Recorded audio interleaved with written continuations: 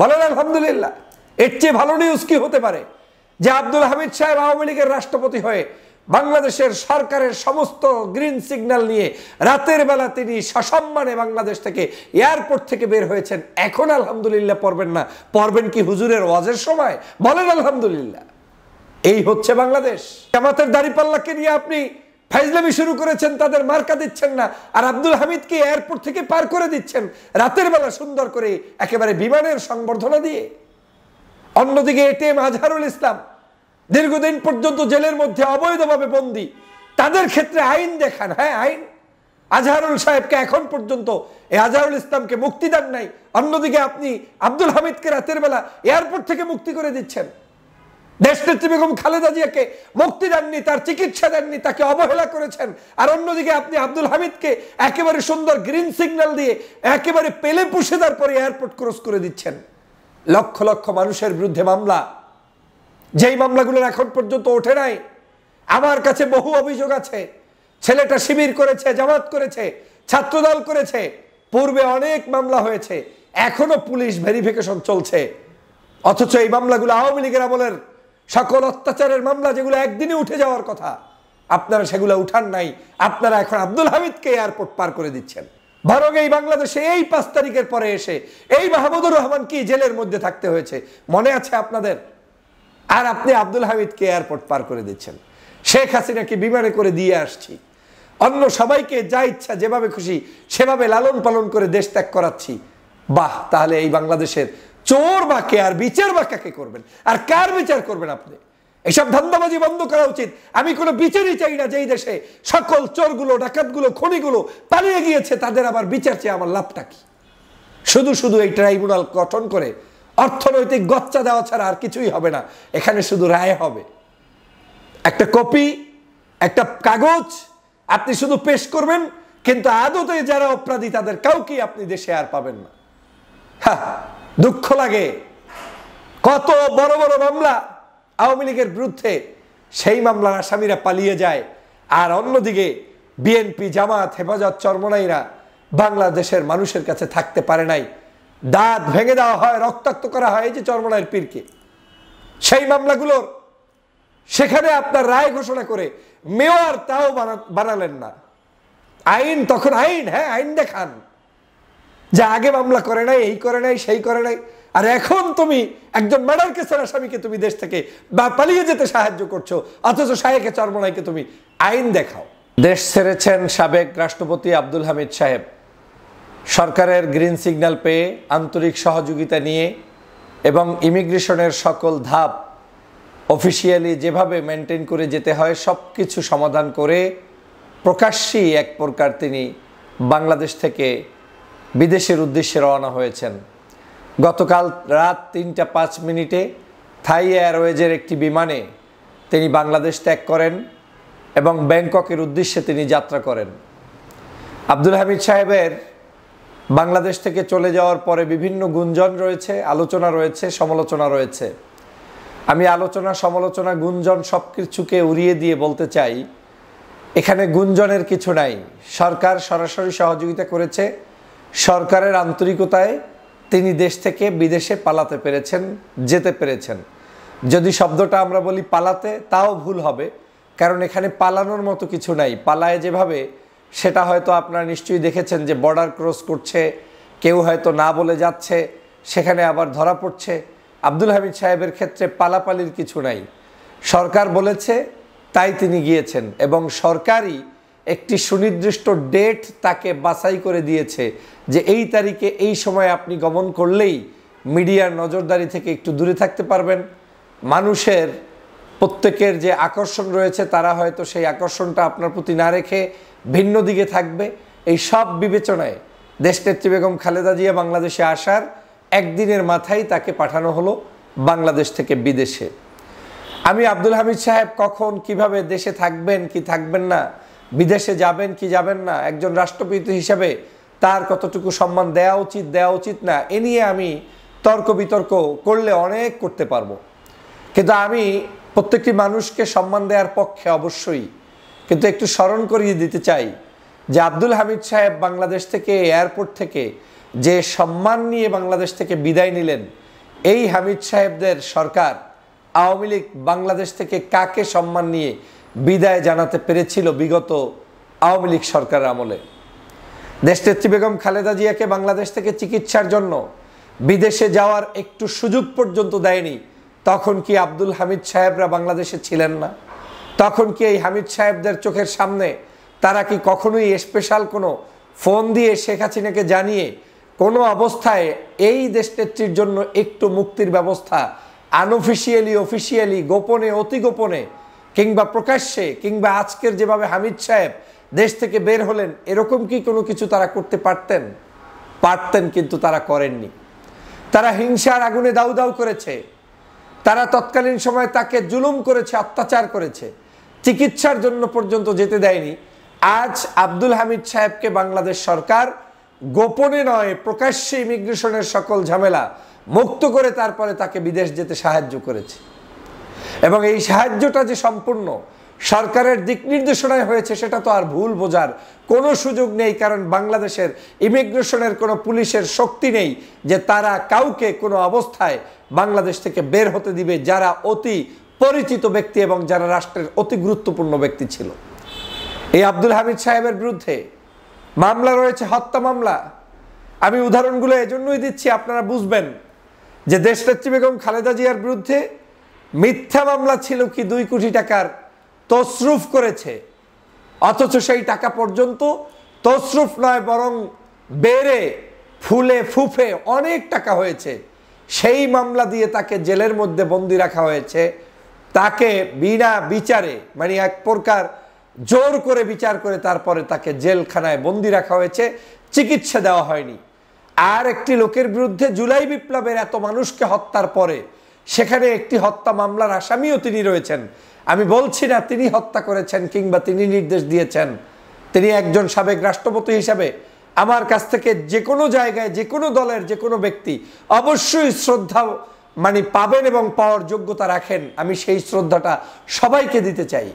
কিন্তু একজন ব্যক্তির বিরুদ্ধে অভিযোগ তো উঠেছে যে তিনি হত্যা মামলার আসামি।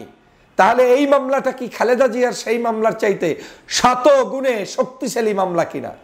তাহলে তার এখন অসুস্থ থাকলেও, চরম অসুস্থ অবস্থায় যদি থাকতেন, তাতেও তিনি দেশ ত্যাগ করার এরকম স্পেশাল অনুমোদন পায় কিনা জাতির কাছে প্রশ্ন রেখে গেলাম। এটাই পার্থক্য বাংলাদেশে। জুলাই বিপ্লবের এখন পর্যন্ত বিচার হয়নি। এই যে 2000 মানুষের মতো মানুষ শহীদ হয়েছে, এই যে বিভিন্ন বাসা বাড়িতে মানুষ এখন পঙ্গুত্ব বরণ করে বসে আছে, চিকিৎসাহীন হিসেবে পরিবারগুলো কাঁদছে, তাদের সেই সকল জায়গাগুলোর কি সমাধান আমরা করতে পেরেছি? জুলাই বিপ্লবের চেতনায় আমরা সংস্কার কার্যক্রম কি করতে পেরেছি? আমরা সেগুলো না করে উল্টো বিপ্লবের চেতনার বিরুদ্ধে যারা ছিলেন তাদেরকে আমরা সহযোগিতা করছি। এই আব্দুল হামিদ সাহেব, আপনাকে প্রশ্ন রাখতে চাই, আপনার চোখের সামনে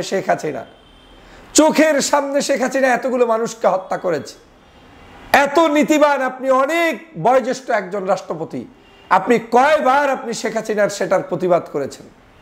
একটা বার মিডিয়ায় এসে আপনি বলার দুঃসাহস দেখান নাই।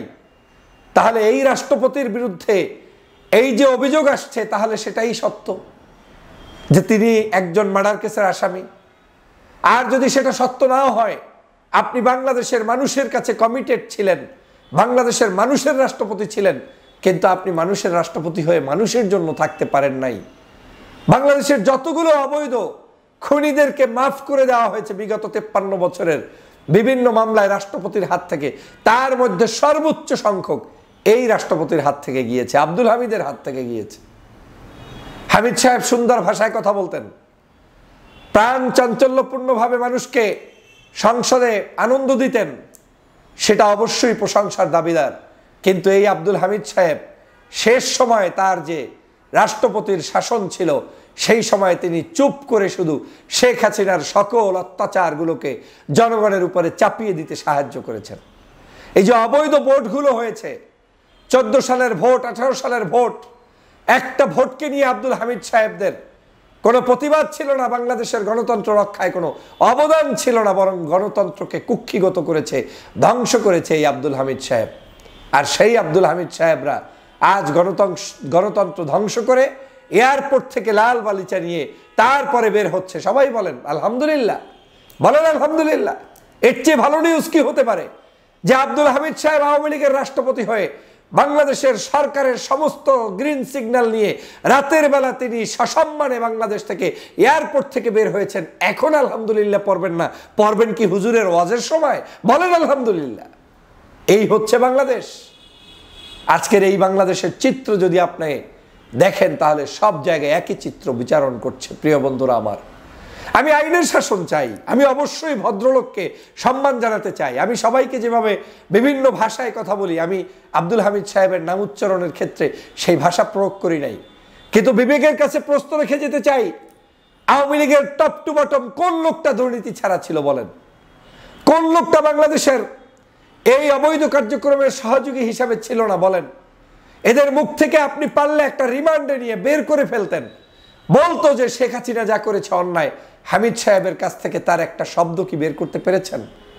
তার মানে হচ্ছে এই বাংলাদেশে আমরা অতি সুফি সাধক তাদের ক্ষেত্রে যারা আওয়ামী লীগের অপরাধী, আর আমরা অতি আইন প্রয়োগকারী তাদের ক্ষেত্রে যারা বাংলাদেশের কি বলবো দেশপ্রেমিক। কথা বলতে গেলে অনেক কথা মুখ থেকে বের হবে। এই সরকারকে সহযোগিতার জন্য যতগুলো মানুষ কাজ করেছে তার মধ্যে আমি অন্যতম। কারণ আমি চাইনি এই সরকার কোনো বিপাকে পড়ুক। এই সরকারকে সহযোগিতা করার দায়িত্ব আমাদের।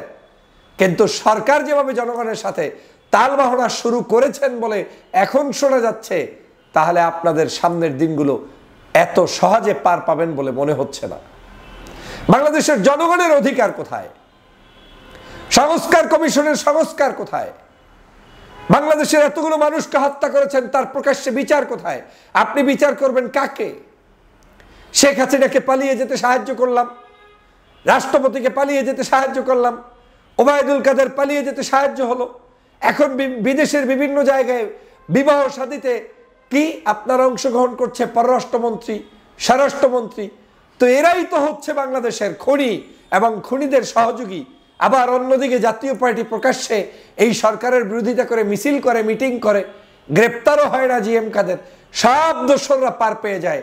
গ্রেপ্তার করবেন কিছু ঠান্ডা মাথার আওয়ামী লীগকে, যারা কয়েকদিন পরে এমনি জামিন পেয়ে বের হয়ে যাবে। এগুলো এক ধরনের মাস্টার প্ল্যানের অংশ বলে আমি মনে করি, এবং এই প্ল্যানগুলো করেই বাংলাদেশের মানুষের সাথে কেউ কেউ প্রতারণায় ইতিমধ্যেই লিপ্ত রয়েছেন। বাংলাদেশ জামাত ইসলামের মার্কা আপনি এখন পর্যন্ত দিলেন না, যেই দলটা বাংলাদেশের এই যে জুলাই বিপ্লবের অন্যতম সহযোগী একটি দল, যাদের অবদানের কারণে, শহীদদের কারণে আজকের দেশটা স্বাধীন হলো, সেই দলের মার্কা দাড়িপাল্লা নিয়ে তিরিং বিরিং করছেন। আর আপনি আব্দুল হামিদকে এয়ারপোর্ট থেকে পার করে দেন। জামাতের দাড়িপাল্লাকে নিয়ে আপনি ফাইজলামি শুরু করেছেন, তাদের মার্কা দিচ্ছেন না, আর আব্দুল হামিদকে এয়ারপোর্ট থেকে পার করে দিচ্ছেন রাতের বেলা সুন্দর করে একেবারে বিমানের সংবর্ধনা দিয়ে। অন্যদিকে এটিএম আজহারুল ইসলাম দীর্ঘদিন পর্যন্ত জেলের মধ্যে অবৈধভাবে বন্দী, তাদের ক্ষেত্রে আইন দেখান। হ্যাঁ, আইন। আজহারুল সাহেবকে এখন পর্যন্ত এই আজহারুল ইসলামকে মুক্তি দেন নাই, অন্যদিকে আপনি আব্দুল হামিদকে রাতের বেলা এয়ারপোর্ট থেকে মুক্তি করে দিচ্ছেন। দেশনেত্রী বেগম খালেদা জিয়াকে মুক্তি দেননি, তার চিকিৎসা দেননি, তাকে অবহেলা করেছেন। আর অন্যদিকে আপনি আব্দুল হামিদকে একেবারে সুন্দর গ্রিন সিগন্যাল দিয়ে একেবারে পেলে পুষে দেওয়ার পরে এয়ারপোর্ট ক্রস করে দিচ্ছেন। লক্ষ লক্ষ মানুষের বিরুদ্ধে মামলা, যেই মামলাগুলোর এখন পর্যন্ত ওঠে নাই। আমার কাছে বহু অভিযোগ আছে। ছেলেটা শিবির করেছে, জামাত করেছে, ছাত্রদল করেছে, পূর্বে অনেক মামলা হয়েছে, এখনো পুলিশ ভেরিফিকেশন চলছে। অথচ এই মামলাগুলো আওয়ামী লীগের আমলের সকল অত্যাচারের মামলা, যেগুলো একদিনে উঠে যাওয়ার কথা, আপনারা সেগুলো উঠান নাই। আপনারা এখন আব্দুল হামিদকে এয়ারপোর্ট পার করে দিচ্ছেন। আমি প্রত্যেকটি সম্মানিত মানুষকে সম্মান দেওয়ার পক্ষে, কিন্তু এর মানে এই নয় যে জুলুম অত্যাচার করেছে সবাইকে পার করে দিয়ে আপনি দেশটাকে শান্ত রাখবেন। এই দেশটার উপরে ওদেরকে যত সংঘবদ্ধ হতে দিবেন, ওরা তো কয়েকদিন পরেই দেখবেন হামিদ শেখ হাসিনা একসাথে বসে চা খাচ্ছে। কয়েকদিন পরে দেখবেন ওই শেখ হাসিনার সকল লেসপেন্সারগুলো একই টেবিলে বসে আপনার রাষ্ট্রের বিরুদ্ধে ষড়যন্ত্র করছে, এবং সেটা দেখার অপেক্ষায় থাকেন।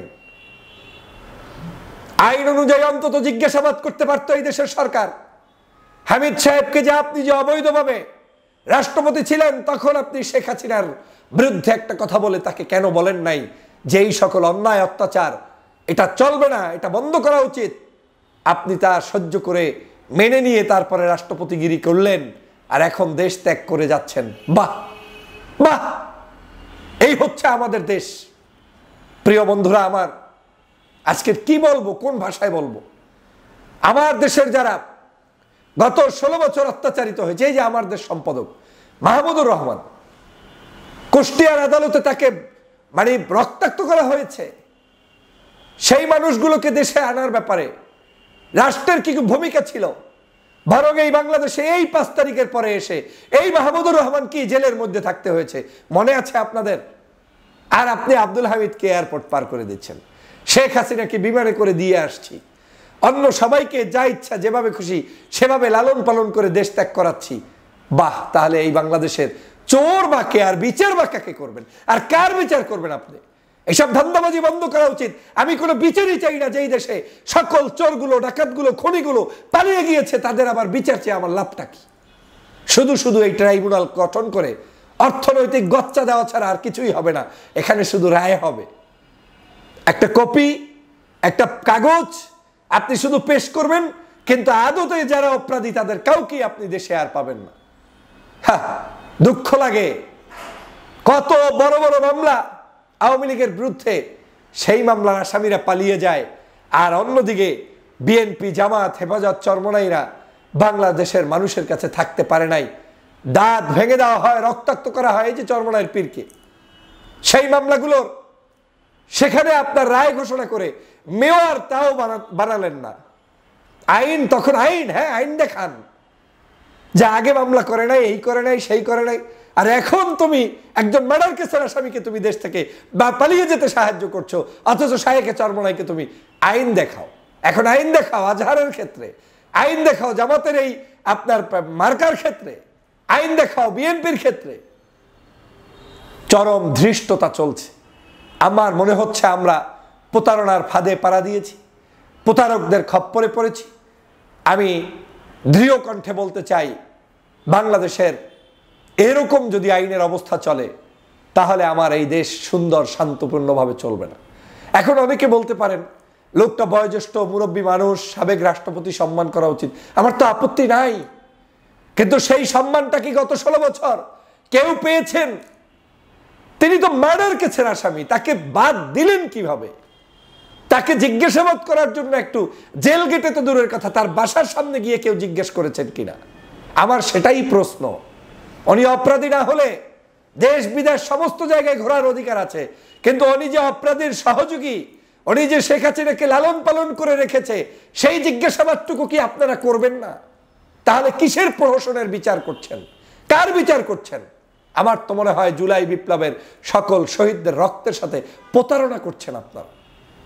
প্রিয় সহযোদ্ধা ভাইরা, এরকম একটি দেশ চলতে পারে না। এই সোনার বাংলাদেশ আমরা চাইনি। আমরা যেই বাংলাদেশ চেয়েছি সেই বাংলাদেশ এখন অর্জিত হয়নি। আমাদের এই বাংলাদেশে যারা মজলুম ছিলেন, আজও তারা মজলুমই থাকবেন। আমার মনে হয় এই বাংলাদেশে আপনাদেরকে মজলুম থেকেই আন্দোলন করে যেতে হবে। জামাত, হেফাজত, চরমনাই, আলেম ওলামার ক্ষেত্রে মাসলা মাসাইল শুরু হয়ে যায়, জায়েজ না জায়েজ শুরু হয়ে যায়, আর সকল হারাম কাম আওয়ামী লীগের সময় জায়েজ হয়ে যায়। এই বাংলাদেশেই তো, এই তো আইন।